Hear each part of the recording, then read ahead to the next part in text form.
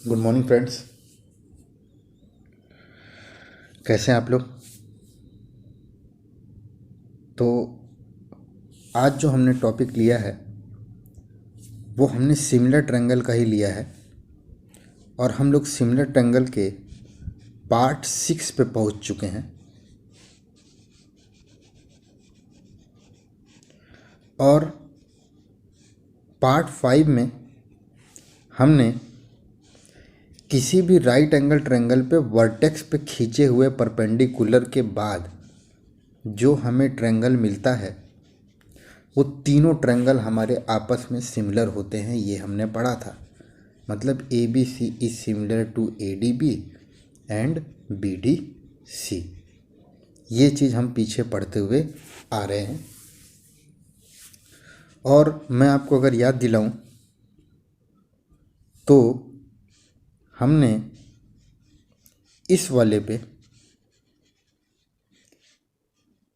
बहुत सी चीज़ों को प्रूफ किया था, जो मैं आपको अगर याद दिलाऊं तो A B square equal to A D into A C, ये आपने पिछले वाले में प्रूफ किया था। B C square equal to C D into A C, ये आपने प्रूफ किया था। और B D square equal to A D into D C, ये आपने प्रूफ किया था। यही चीज़ आप पीछे प्रूफ करते हुए आ रहे हैं। तो इसका मतलब मैं ये उम्मीद करता हूँ कि आपको ये सारी चीज़ें समझ में आ गई होंगी, तभी आप इस वाले लेक्चर को देखिए। क्योंकि इस वाले लेक्चर में हम लोग अब सिमिलर ट्रायंगल की कैरेक्टरिस्टिक प्रॉपर्टी के बारे में पढ़ेंगे और ऐसी कौन कौन सी अलग अलग प्रॉपर्टी हैं, जैसे एरियाज़, हाइट, मीडियन, इनके बीच में क्या क्या रिलेशन है, इसे हम लोग देखेंगे। और क्योंकि इनका प्रूफ अब आपके एग्ज़ाम में नहीं है और इनके प्रूफ का हमें कोई मतलब भी नहीं है, लेकिन हमें इनकी प्रॉपर्टी के बारे में समझ में आना चाहिए।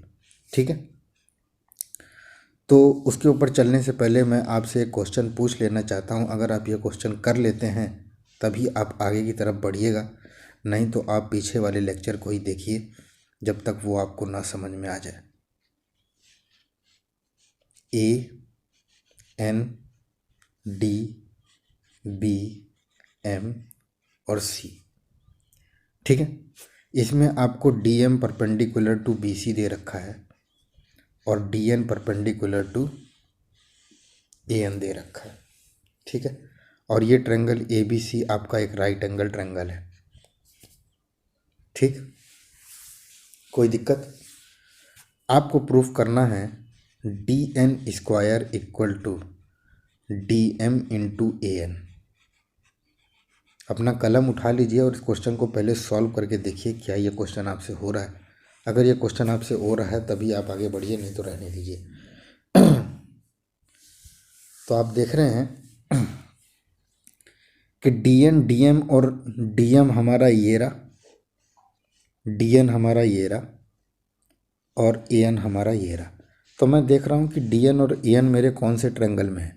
अगर आप ध्यान देंगे तो आपको मिलेगा कुछ ट्रायंगल ये वाला, और ये रही इसकी परपेंडिकुलर। हमें मालूम है ये वाला भी 90 ही होगा, ठीक है। तो आपको ये वाली प्रॉपर्टी समझ में आई कि नहीं?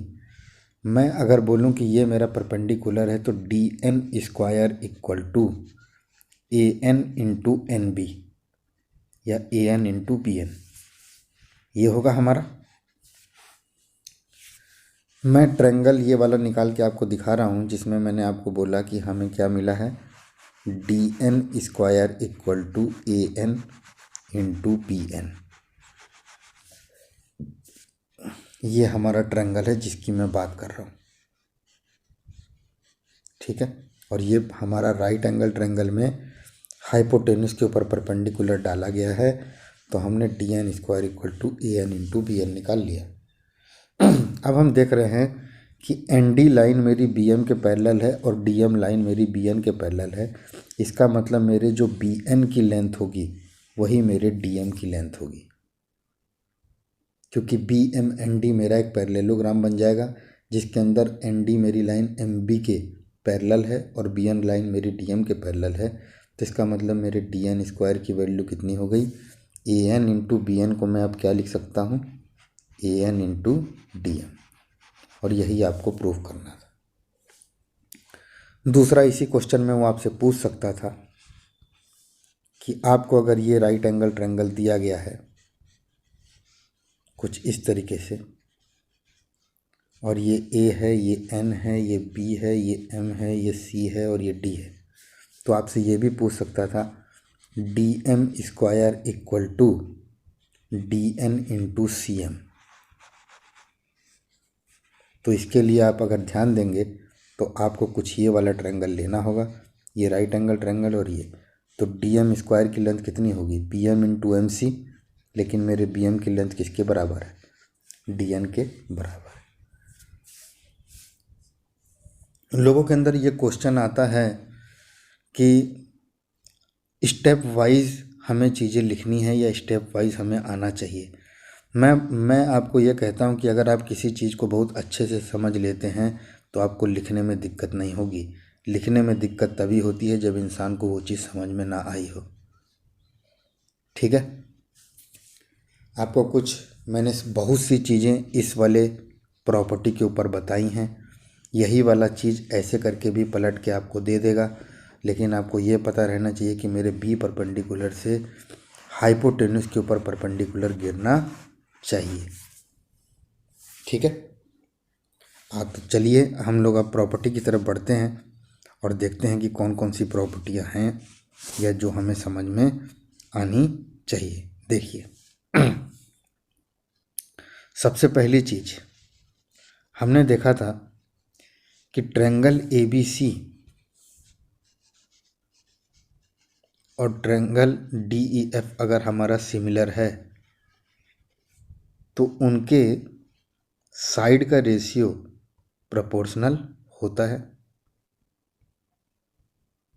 ठीक है, उनके साइड का रेशियो प्रोपोर्शनल होता है, ये चीज़ हमने देखी थी। ठीक है, अब देखिए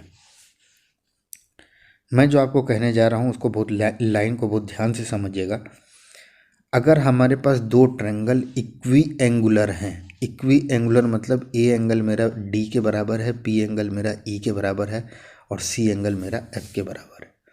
इक्वी एंगुलर मतलब कि हर एक एंगल मेरे सेम हो जाना, इसी को हम लोग क्या कहते हैं, इक्वी एंगुलर।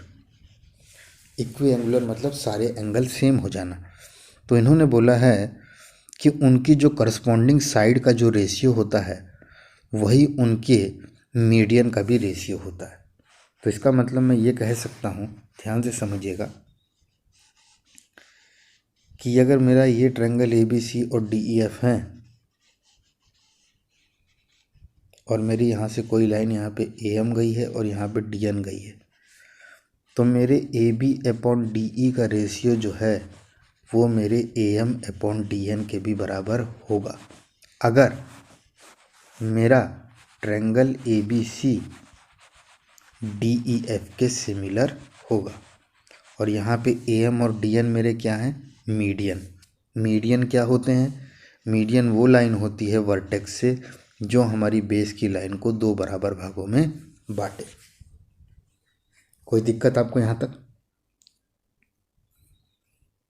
ठीक है, आगे देखिए।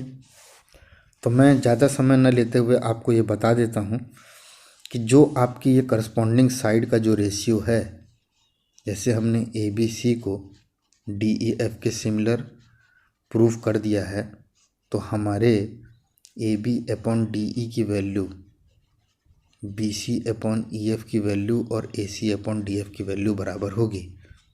दूसरा हमने आपको अभी ये बताया कि उनकी मीडियन का भी लेंथ की रेशियो वही होगी जो उनके साइड का रेशियो होगा। ठीक है, अगला मैं आपको जो बताने जा रहा हूँ वो समझिए। अगर हमें ये दो ट्रायंगल दिए हुए हैं और इनके एंगल बाइसेक्टर वो होते हैं जो वर्टेक्स एंगल को बाइसेक्ट करे। ठीक है, तो एंगल ए को ये बाइसेक्ट कर रहा है और एंगल डी को ये बाइसेक्ट कर रहा है, और इसको मैंने ए एक्स और ए वाई नाम दे दिया। तो मैं ये कह सकता हूँ कि मेरे B C upon E F, ये मेरा साइड का रेशियो होगा, B C upon E F का रेशियो मेरे A X upon D Y के बराबर होगा। कोई दिक्कत आपको यहाँ तक? तो मैं आपको बस कुछ चीज़ें बता देना चाहता हूँ, इनको बहुत ध्यान से आप समझ लीजिए।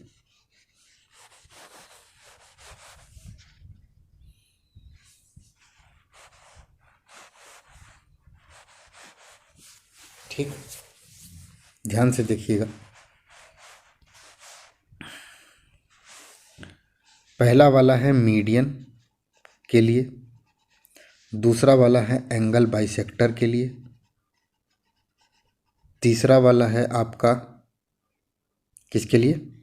एल्टीट्यूड के लिए, और चौथा वाला है आपका एरिया के लिए। और हमारे पास एक है A B C D E F, सब में आपका यही है। ठीक है, A B C D E F, A B C D E F और A B C D E F. और हर में जो आपका रेशियो आएगा, इसको मैं केस 1 ले लेता हूँ, इसको केस 2 ले लेता हूँ, और इसको केस 3 ले लेता हूँ, और इसको केस 4 ले लेता हूँ। तो मैं हर के लिए आपको B C upon E F की लेंथ बताऊँगा, उसे बहुत ध्यान से आप समझते रहिएगा। पहले वाले केस के लिए ये दोनों अगर आपके मीडियन हैं, इसको मैं नाम दे देता हूँ ए एम, और इसको नाम दे देता हूँ डी एम। तो आपके B C upon E F की लेंथ किसके बराबर होगी? A M upon D M के। अगर हमारे ए बी सी और डी ई एफ ट्रायंगल क्या होंगे? सिमिलर होंगे।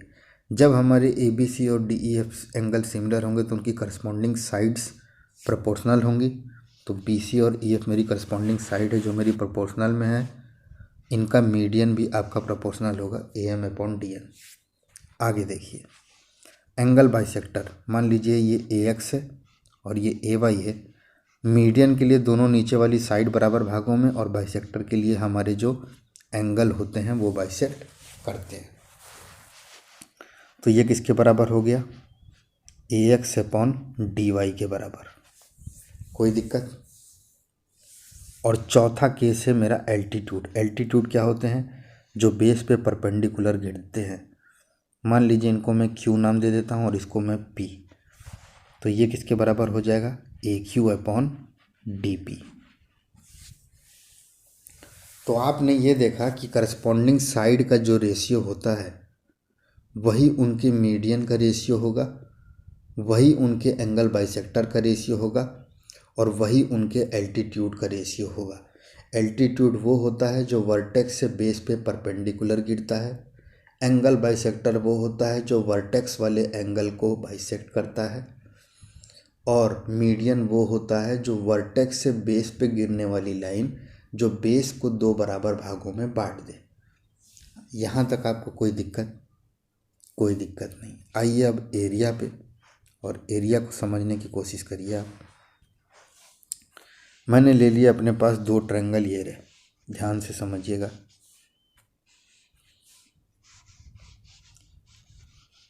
ये रहा मेरा ए बी सी और ये रहा मेरा डी ई एफ, और ये मैंने इनकी परपेंडिकुलर गिरा दी ए क्यू और डी पी। यही हम पीछे प्रूफ करके आ रहे हैं।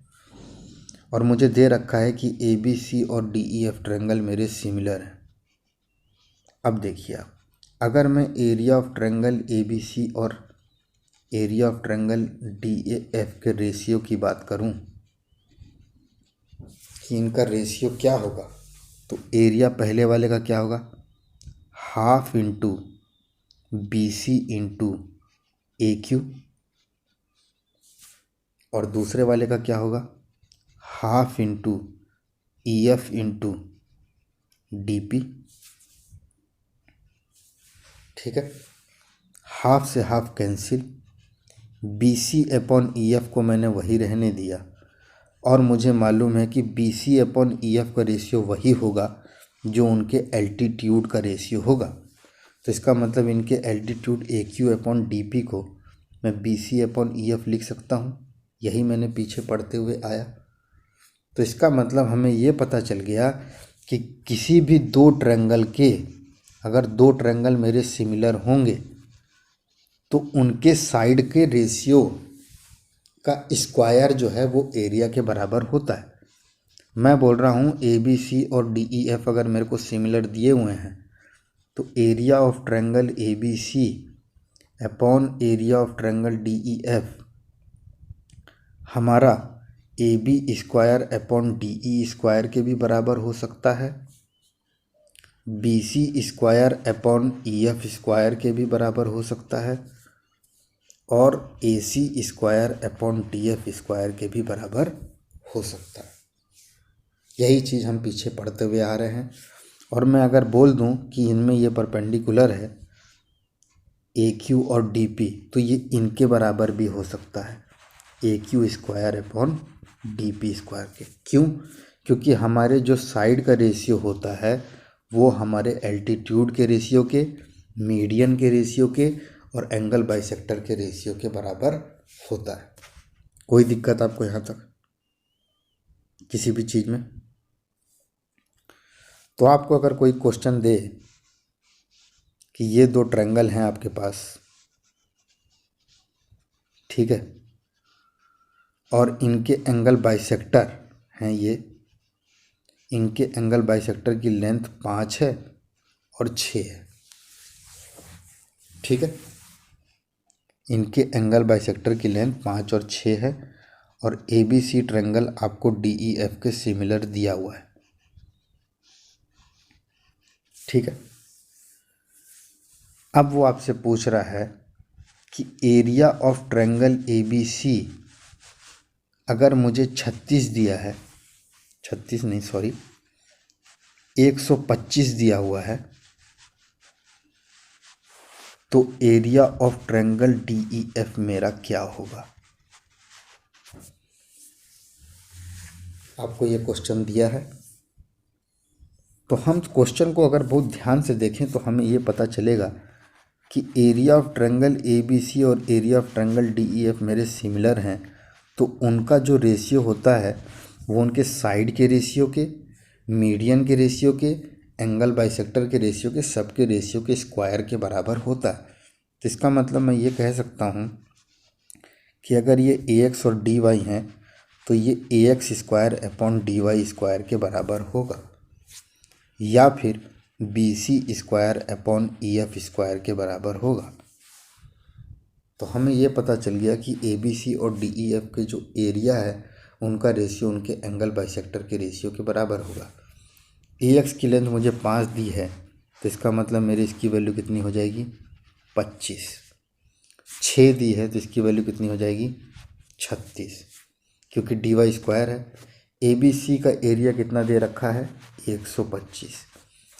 डी ई एफ का एरिया मुझे निकालना है तो मेरे पास ध्यान से देखिए 125 है,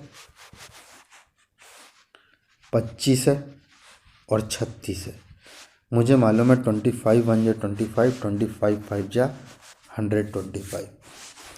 तो area of triangle D E F मेरा कितना आ जाएगा? 5 इंटू 36। 5 इंटू 36 कितना होता है? 5 6 जा 30 और 180। इसका मतलब आपके डी ई एफ का एरिया कितना होगा? 180। ऐसे ही आपको क्वेश्चन देता है।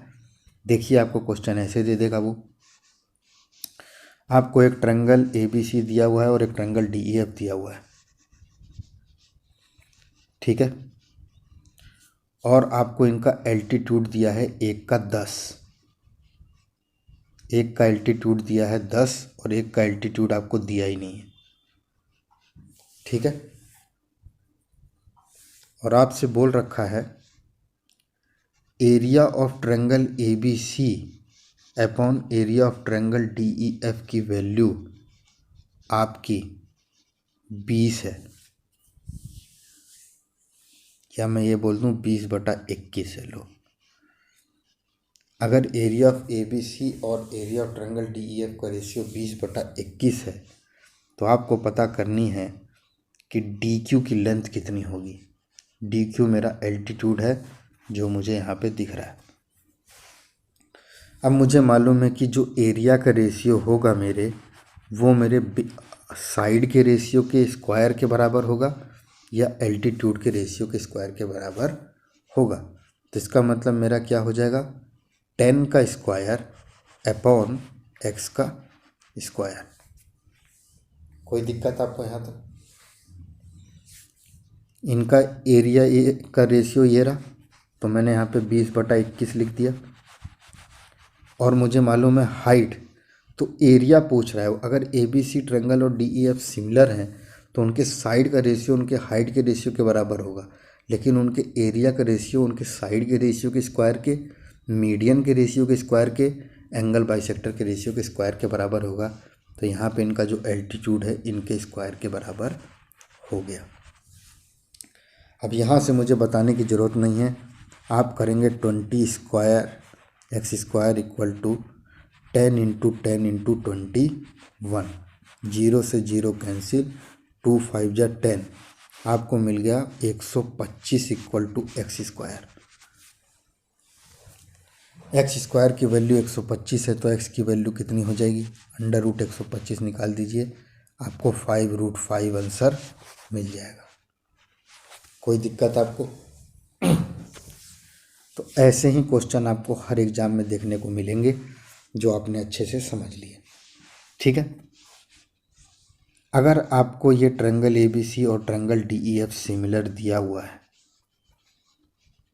अगर हमें ए बी सी और डी ई एफ सिमिलर दिया है और ये इनका मीडियन है, मान लीजिए ए एक्स और डी एम, तो आप बोलेंगे B C upon E F की वैल्यू आपके A X upon D M के बराबर होगी।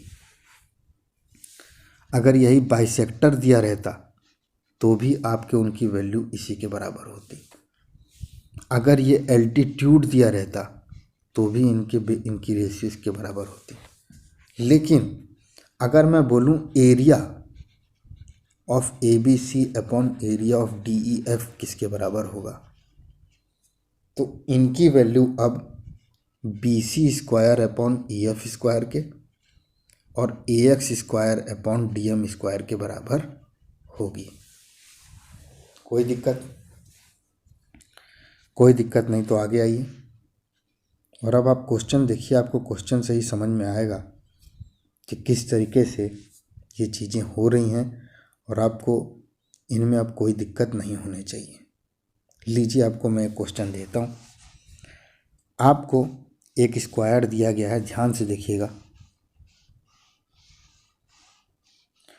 और एक इस स्क्वायर का जो डायगोनल है, इस स्क्वायर का जो डायगोनल है उस डायगोनल पे आपने एक इक्विलेटरल ट्रायंगल बनाया है। ठीक है, क्या दिया गया है आप समझ लीजिए एक बार। ए बी सी डी और ए सी एम ले लेते हैं। आपको ए बी सी डी एक स्क्वायर दिया गया है और ए सी एम एक इक्विलेटरल ट्रायंगल दिया गया है। ठीक है, और आपसे जो क्वेश्चन पूछ रहा है वो क्या पूछ रहा है, देखिए, area of A B C D upon area of A C M क्या होगा।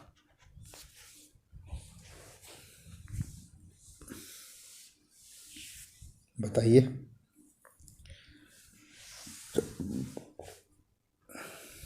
इस क्वेश्चन का आंसर बताइए आप लोग। हमें मालूम है कि एरिया जो है वो हमेशा साइड के स्क्वायर के बराबर होता है। तो ए बी सी डी में मैं साइड ले लेता हूँ ए बी का स्क्वायर और ए सी एम में ए सी ले लेता हूँ ए सी का स्क्वायर। इसका मतलब ए बी सी डी और ए सी एम का जो एरिया है वो आपके उनके साइड के स्क्वायर के बराबर होगा।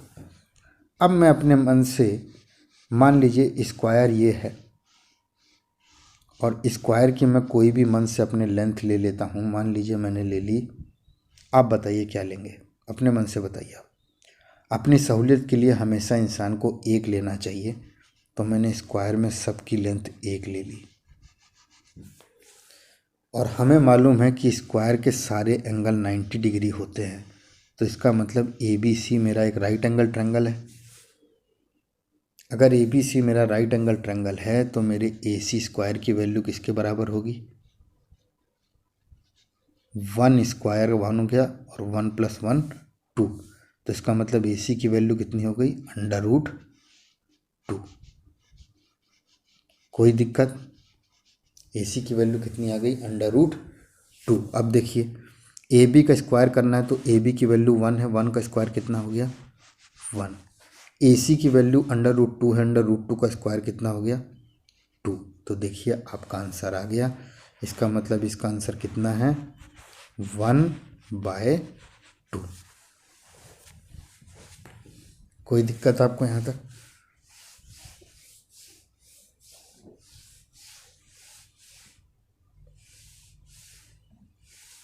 कोई दिक्कत इस क्वेश्चन में जो आपको ना समझ में आया हो? समझ में आया तो आगे चलिए अगला क्वेश्चन देखिए। देखिए ये क्वेश्चन भी आपके एग्जाम पॉइंट ऑफ व्यू से बहुत अच्छा क्वेश्चन है। ये आपको कुछ ये दे रखा है ABCDEF और आपको DE लाइन BC के पैरेलल दे रखी है, FE लाइन AB के पैरेलल दे रखी है क्वेश्चन में, और DE लाइन AC के पैरेलल दे रखी है। और आपको बताना है कि area of triangle ABC upon area of triangle DEF क्या होगा।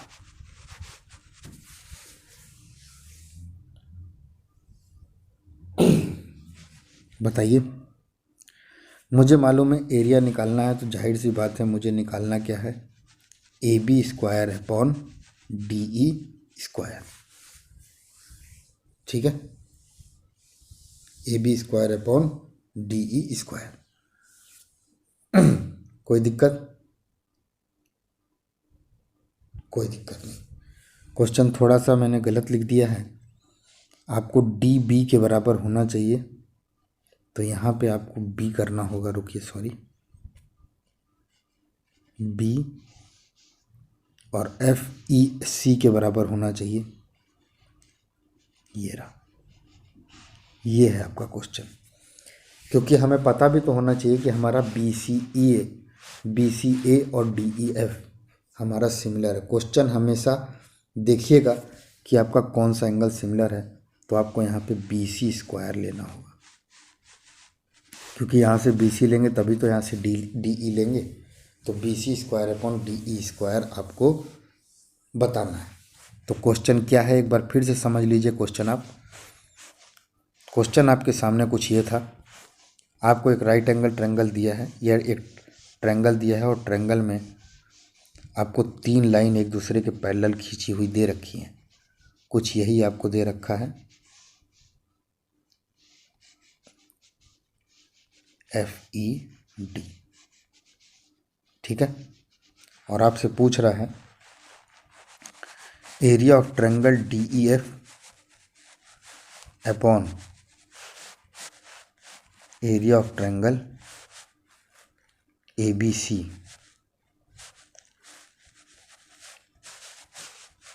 ठीक है, कोई दिक्कत आपको यहाँ तक?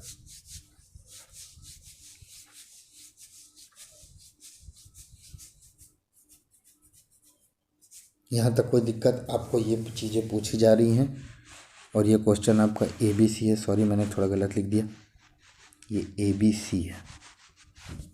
ठीक,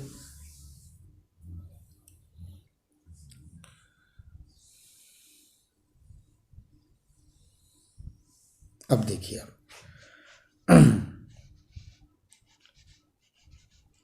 इनका आपसे एरिया पूछ रहा है कि किस रेशियो के बराबर होगा। मैंने आपको, जब आप पार्ट 5 पढ़े थे, तो मैंने आपको बताया था कि BDFE मेरा एक पैरेललोग्राम हो जाएगा अगर मेरी FE लाइन BC के पैरेलल है।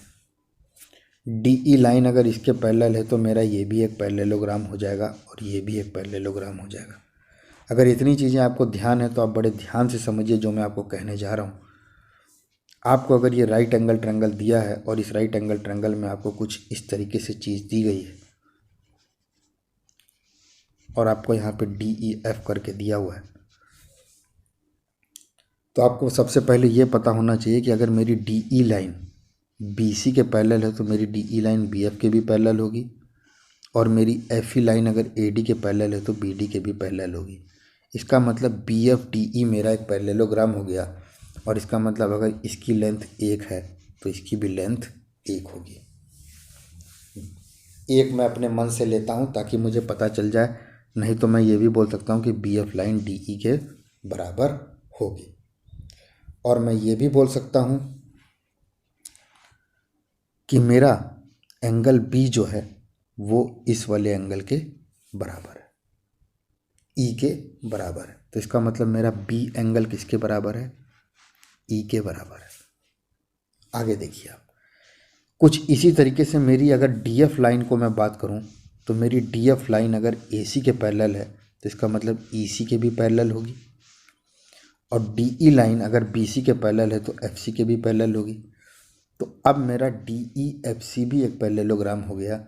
इसका मतलब मेरे जो डी ई की लेंथ दी गई थी 1, वो लेंथ मेरे एफ सी की भी हो गई 1,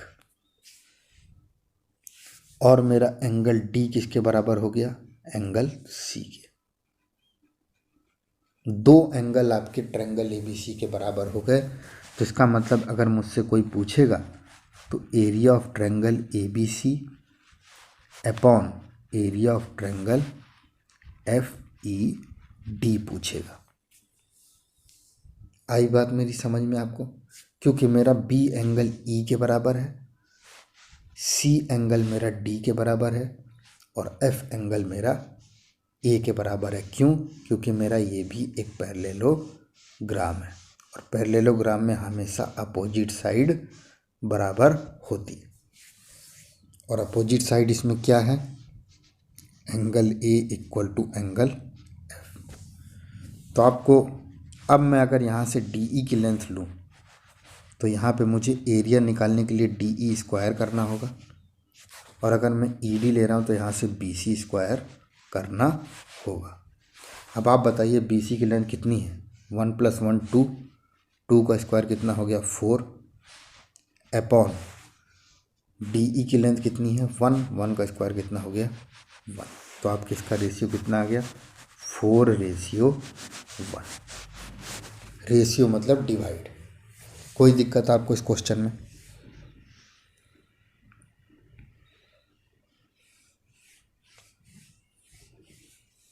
कोई दिक्कत? अगला क्वेश्चन देखिए। अच्छा क्वेश्चन है ये भी। आपको दो आइसोसेलेस ट्रायंगल दे रखे हैं, इसका मतलब इनके ये दोनों एंगल बराबर हैं, ये बराबर, ये बराबर, ये बराबर, ये बराबर, और इनकी ये साइड भी बराबर होगी। आइसोसेलेस मतलब आमने सामने वाली साइड बराबर। दो आइसोसेलेस ट्रायंगल आपको दे रखे हैं, और इनके एरिया का रेशियो, इनका जो एरिया है A B C upon D E F,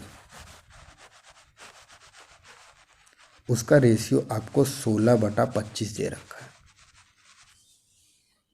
ठीक है, और वो आपसे पूछ रहा है कि इनकी करस्पॉन्डिंग हाइट, मान लीजिए हाइट ए एम है और ये डी एन है, तो वो आपसे पूछ रहा है कि उनकी करस्पॉन्डिंग हाइट का रेशियो क्या होगा। हमें मालूम है ट्रायंगल का एरिया उनके साइड के रेशियो के स्क्वायर, उनके हाइट के रेशियो के स्क्वायर, उनके मीडियन के रेशियो के स्क्वायर, और उनके एंगल बाइसेक्टर के रेशियो के बराबर होता है। तो इसका मतलब 16/25 की वैल्यू किसके बराबर होगी? A M square upon D N square.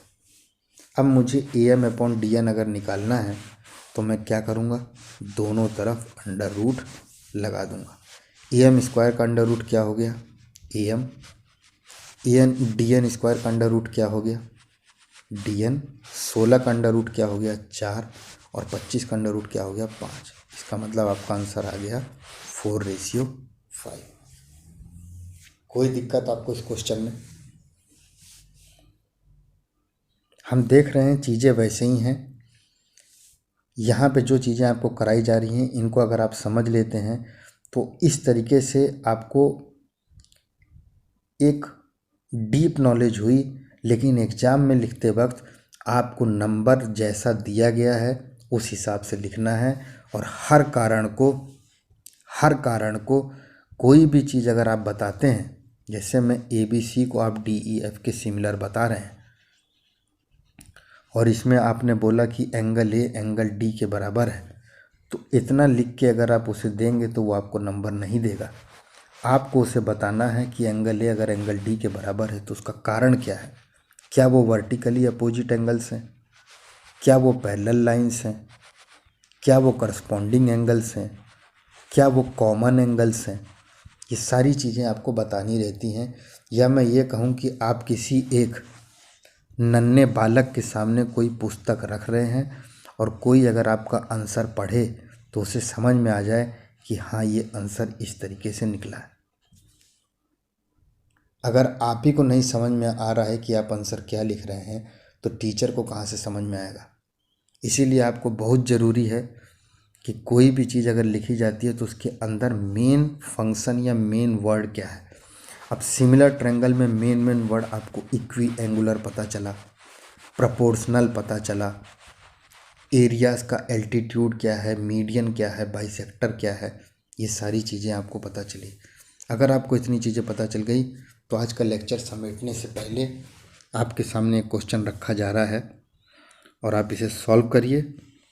और आपको अगर ये समझ में आ जाता है तभी आप अगले पार्ट की तरफ बढ़िएगा। वो आखिरी पार्ट है जो आपने अभी तक जो चीज़ें मेरे से पढ़ी वो आपने राइट एंगल ट्रायंगल के लिए पढ़ी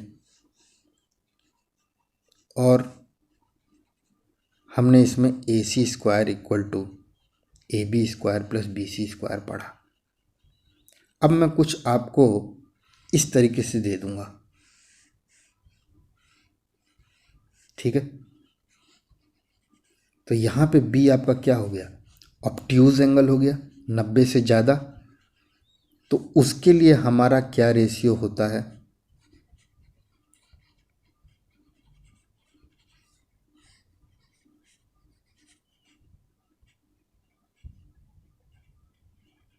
उसके लिए हमारा क्या रेशियो होता है 2BD/CD। ये सारी चीज़ें हम लोग अगले उसमें देखेंगे जिसमें आपको मैं ऑब्ट्यूज एंगल ट्रायंगल से रूबरू करवाऊंगा, आपको एक्यूट एंगल से रूबरू करवाऊंगा, ठीक है। और इनके बीच में क्या रिलेशन होता है इससे हम लोग थोड़ा बहुत समझेंगे, ठीक है। और आज जो आपने ये जो जितनी भी चीज़ें पढ़ी उसको समेटते हैं हम लोग। और ये लास्ट क्वेश्चन लीजिए आप अपने स्क्रीन पर, कागज़ कलम उठा लीजिए और ट्राई करिए इस क्वेश्चन को। क्या पता आपको ये क्वेश्चन आ जाए। और इसके साथ ही हम आज का लेक्चर ख़त्म करते हैं। ADEBC कुछ ये आपको दिया हुआ है, ठीक है। और आपको क्वेश्चन में बोल रखा है कि DE जो है वो BC के पैरेलल है, ठीक है। और आपको AD/DB की वैल्यू 5/4 दे रखी है। AD/DB की वैल्यू कितनी दे रखी है 5/4। और आपसे पूछ रहा है वो area of triangle DEF upon area of triangle CFB। ये आपका F है। DEF और CFB का एरिया पूछ रहा है तो आप कैसे करेंगे अगर आपको AD/DB की वैल्यू 5/4 दे रखी है। करिए और आंसर मुझे बताने की कोशिश करिए आप।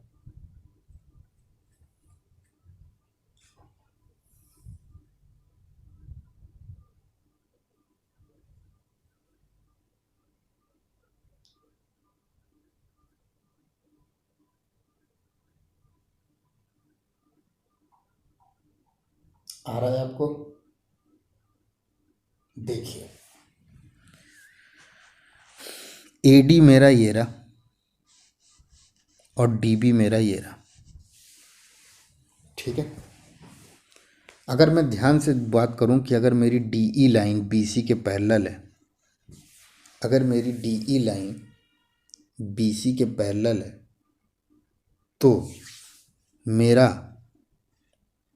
ADE ट्रायंगल ABC के सिमिलर होगा।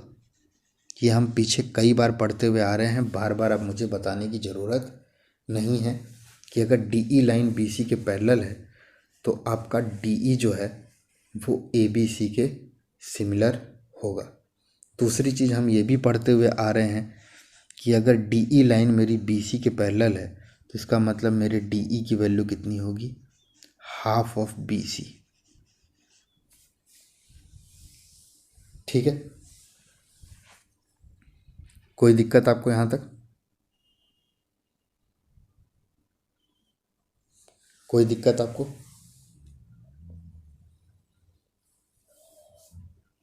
ठीक है।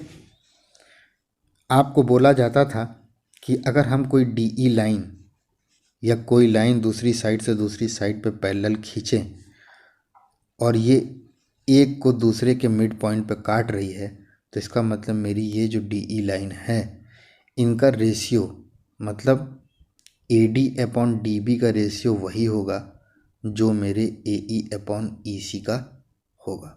ध्यान से देखिए आप ये क्वेश्चन, क्योंकि ये क्वेश्चन बहुत इंपॉर्टेंट है। आपको ये क्वेश्चन दिया गया था तो मैं अभी बाकी चीज़ नहीं बता रहा हूँ, अभी मैं आपका ध्यान इस पे ले जाना चाह रहा हूँ क्योंकि अब चैप्टर ख़त्म होने वाला है तो आपको समझ में आ जाना चाहिए। अगर मेरे को DE लाइन BC के पैरेलल दी है तो इसका मतलब मेरी AD अपॉन DB का रेशियो AE अपॉन EC के बराबर होगा। लेकिन अगर कोई इसके साथ आपको ये कहे कि क्या ये DE अपॉन BC के भी बराबर होगा तो ये चीज़ आपकी गलत है, ये चीज़ अपने ध्यान में रख लीजिए। AD अपॉन DB आपका AE अपॉन EC के बराबर तो होगा लेकिन DE अपॉन BC के बराबर नहीं होगा। तो इससे मैं आपको क्या, किस तरफ मैं आपको ले जाना चाह रहा हूँ वो समझिए आप। अगर आपको ये ट्रायंगल ABC दिया हुआ है और ये DE लाइन पैरेलल दी गई है इसके, तो इसका मतलब ये एंगल इसके बराबर, ये एंगल इसके बराबर और ये एंगल कॉमन। तो यहाँ पे हमारा क्या लग गया? SAS similarity. और SAS सिमिलैरिटी से हमारे कौन से दो ट्रायंगल कॉमन हुए? देखिए, DAE और BAC, ये दो ट्रायंगल हमारे क्या हुए? कॉमन हुए। या मैं ये लिख लूँ ADE और ABC। इसका मतलब ये हुआ कि अगर आपको ये DE लाइन BC के पैरेलल दी गई है तो आपका ADE ट्रायंगल ABC के सिमिलर होगा। इसका मतलब क्या हुआ कि आपके AD अपॉन AB का रेशियो, अब देखिए यहाँ से आपने AD लिया तो वहाँ से आपको क्या लेना होगा? AE। यहाँ से आपने AB लिया तो यहाँ से क्या लेना होगा? AC। अब देखिए तीसरी चीज़ आपकी क्या बची? DE और BC, तो ये इसके बराबर होगा। ये है आपकी असली चीज़, ना कि आप ये बोलेंगे कि AD अपॉन DB जो है वो आपका DE अपॉन BC के बराबर हो। ये चीज़ आपकी गलत है क्योंकि AD अपॉन AB पूरा आपका DE अपॉन BC के बराबर है, जो हमने अभी देखा। अब अगर आपको इतनी चीज़ समझ में आ गई तो देखिए इस क्वेश्चन को आप, ये D है, ये E है, ये F है, ये B है, ये C है और ये आपका A है। और आपको AD रेशियो DB आपको 5:4 दे रखा था और आपको DE पैरेलल टू BC दे रखा है। और आपसे पूछ रहा है area of DEF upon area of CFB। अब देखिए आप DEF और CFB का एरिया मुझसे पूछ रहा है। मैं देख रहा हूँ कि एंगल F जो है वो एंगल F के बराबर है मेरा, ठीक है। और मेरी अगर ये दोनों लाइन पैरेलल है तो एंगल T जो है वो एंगल C के बराबर है और एंगल E जो है वो एंगल B के बराबर है।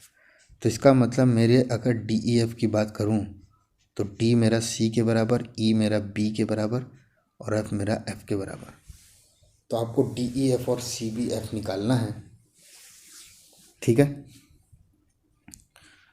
और ये आपका CBF है। देखिए कभी कभार क्वेश्चन गलत लिख देते हैं ये लोग, तो उससे हमें घबराना नहीं है क्योंकि हमें सारी चीज़ें पता है।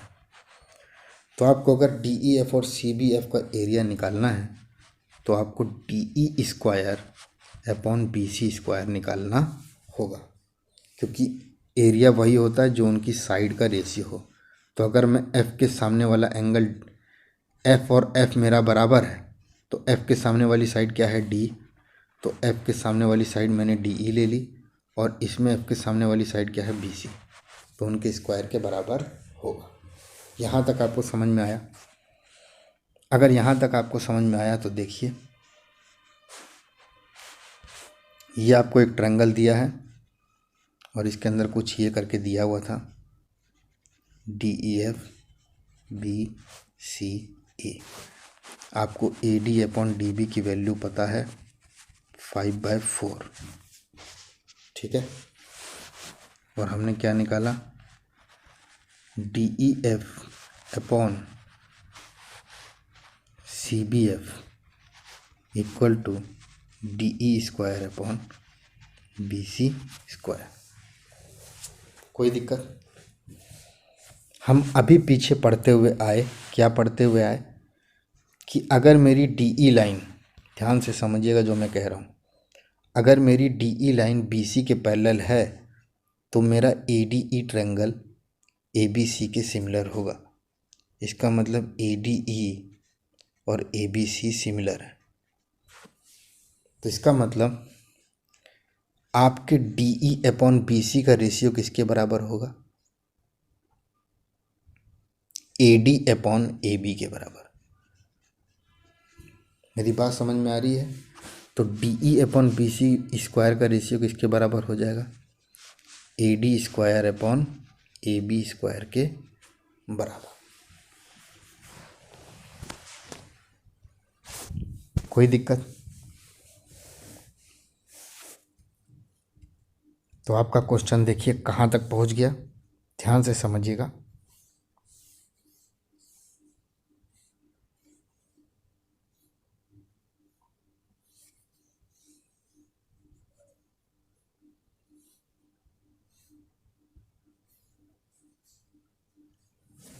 आपने अभी निकाला कि आपका ADE जो है वो ABC के सिमिलर है, जिससे आपको ये पता चल गया कि AD अपॉन AB की वैल्यू DE अपॉन BC के बराबर होगी। और हमारे area of DEF upon area of CBF हमारा DE square upon BC square के बराबर होगा। अगर DE बाई BC इसके बराबर है तो ये AD square upon AB square के बराबर होगा। अब देखिए इसने आपको क्या दे रखा है, ध्यान से समझिएगा। इसने आपको दे रखा था AD रेशियो DB की वैल्यू 5/4 है, ठीक है। अब आप देखिए यहाँ तक आपको मेरी बात समझ में आ गई। इसका मतलब आपको DEF और CBF का एरिया निकालने के लिए AD का स्क्वायर और AB का स्क्वायर निकालना होगा। अब ध्यान से समझिएगा, यहाँ पे AD ratio DB equal to 5/4 आपको दे रखा है और आपसे पूछ रहा है AD रेशियो AB कितना होगा। पहला, ठीक है। दूसरा आपसे पूछ रहा है B D ratio A B कितना होगा, ये दो आपसे पूछ रहा है। अब देखिए, हमें मालूम है कि ए डी और डी बी को जोड़ने पे हमें ए बी मिलेगा, तो इसका मतलब 5 और 4 जोड़ने पे आपको कितना मिल गया, 9। अगर 5 और 4 ऐसे कर रहे हैं तो मेरे ए डी की वैल्यू कितनी हो गई, 5, और मेरे बी डी की वैल्यू कितनी हो गई, 4। कोई दिक्कत? अब क्योंकि यहाँ पे ये वैल्यू मैंने 9, 5, 4 ली है, तो आप जब इसे किताब में देखेंगे तो किताब में इनके आगे एक वो अपने मन से, क्योंकि वो कांस्टेंट है कि ये कुछ भी हो सकता है, तो वो के लगा के आपको देंगे। तो इसका मतलब अगर ए डी और रेशियो डी बी आपको 5:4 दिया है, तो ए डी की वैल्यू होगी 5 के और डी बी की वैल्यू होगी 4 के, और ए डी और डी बी को अगर जोड़ोगे तो 9 के मिल जाएगा। अब देखिए, आप ए डी की रेशियो 5 के और ए बी की रेशियो 9 के, इसका मतलब A D upon A B कितना हो गया, 5:9। बी डी की वैल्यू दी है 4 के और ए बी की वैल्यू है 9 के, तो ये हो गया 4:9। कोई दिक्कत आपको? तो आपका जो वो क्वेश्चन था,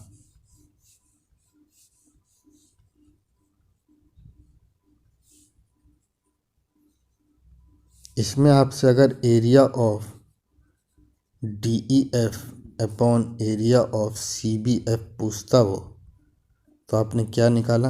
अगर डी ई बी सी के पैरेलल दिया हुआ है और आपको A D ratio D B की वैल्यू 5:4 दे रखी है, तो डी ई एफ जो है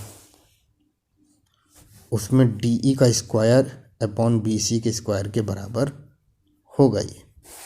और हमें मालूम है कि डी ई और बी सी लाइन अगर मेरी पैरेलल है तो मेरा ट्रायंगल ए डी ई और ट्रायंगल ए बी सी मेरा सिमिलर है, तो इसका मतलब डी ई और बी सी का रेशियो वही होगा जो ए डी और ए बी का होगा। इसका मतलब A D square upon A B square, और हमें मालूम है ए डी हमारा 5 है, तो 5 का स्क्वायर, और ए बी हमारा कितना हो गया, 5 4 9, 9 का स्क्वायर, तो आपका आंसर कितना आ जाएगा, 25/81। कोई दिक्कत? तो इस तरीके से आपने सिमिलर ट्रायंगल की कुछ अच्छी प्रॉपर्टियां यहाँ पे देखी, और वो प्रॉपर्टी आपको बस यही कह रही है कि अगर ए बी सी और डी ई एफ हमारा सिमिलर है तो इनकी साइड का रेशियो इनके मीडियन के रेशियो के, इनके एंगल बाइसेक्टर के रेशियो के, इनके हाइट के रेशियो के बराबर होता है। और ट्रायंगल एरिया की बात करें अगर इन दोनों ट्रायंगल के, तो ये सारी चीज़ें जो मैं लिखा हूँ इनका स्क्वायर हो जाएगा। किस केस में? जब हम उनके एरिया की बात करेंगे। एरिया के केस में स्क्वायर क्यों होता है? क्योंकि एरिया का फार्मूला होता है half into base into height, और हमारा बेस और हाइट इनका रेशियो सेम हो जाएगा जब हमें ट्रायंगल ए बी सी और डी ई एफ सिमिलर दिया होगा। हम अभी पढ़ते हुए आ रहे कि B C upon E F अगर साइड है तो साइड का रेशियो वही होगा जो उनके हाइट का रेशियो होगा, तो ये दोनों चीज़ आपस में स्क्वायर हो जाती हैं। इसीलिए जब भी आप एरिया निकालते हो तो या तो साइड का रेशियो निकाल दो, या हाइट का रेशियो निकाल दो, या एंगल बाइसेक्टर का रेशियो निकाल दो, या फिर मीडियन का रेशियो निकाल दो। तो इस तरीके से आपने कुछ प्रॉपर्टियां देखी और इनके ऊपर क्वेश्चन ज़रूर आता है। आपको साइड दे देगा वो, आपको कोई भी बोल देगा कि बी सी की लेंथ 9 है और ई एफ की लेंथ 16 है, ठीक है, तो इनका triangle A B C upon triangle D E F क्या होगा? तो आपको मालूम है कि BC अगर लेंगे तो यहाँ से क्या लेना होगा, EF। तो BC का स्क्वायर कितना हो गया 81 और 16 का स्क्वायर कितना हो गया 256। ये इनका एरिया है। कभी कभार आपको एरिया दे देगा और उससे आपको निकालना होगा। तो ये सारी चीज़ें आप समझ गए और आपको ये लेक्चर बहुत ही ज़्यादा ज़रूरी है, इसे आप ज़रूर देख लीजिएगा। ठीक है, एक बार इसके ऊपर ज़रूर नज़र बढ़ा लीजिएगा। और मैं जो आपको PDF प्रोवाइड कराया हूँ उस PDF की आप अच्छे से प्रैक्टिस करिए, क्योंकि उसके अंदर आंसर कैसे लिखने हैं बोर्ड में उस चीज़ के बारे पे जिक्र किया गया है। और जो मैं यहाँ पे आपको बता रहा हूँ ये उस ऐसे लेवल पे बता रहा हूँ कि आप कहीं से भी क्वेश्चन आए तो आप कर सकें। मेरा यहाँ पे प्रेजेंटेशन ज़्यादा मायने नहीं है मेरे लिए, जितना मेरे लिए ये ज़रूरी है कि मैं आपको कम से कम समय में कितनी अच्छी चीज़ें दे सकूँ। या जितना क्वेश्चन हम इसमें डिस्कस किए हैं, अगर ये क्वेश्चन आपको समझ में आ गया तो आप अपने जाके एग्ज़ाम के क्वेश्चन अगर देखेंगे तो वो आपको ऐसा लगेगा कि ये क्वेश्चन आप कर सकते हैं। ठीक है, तो आशा करता हूँ कि आपको ये लेक्चर अच्छा लगा होगा। बाकी आप लोग अपना ख्याल रखिए और इसी तरीके से मुस्कुराते रहिए। बहुत बहुत धन्यवाद।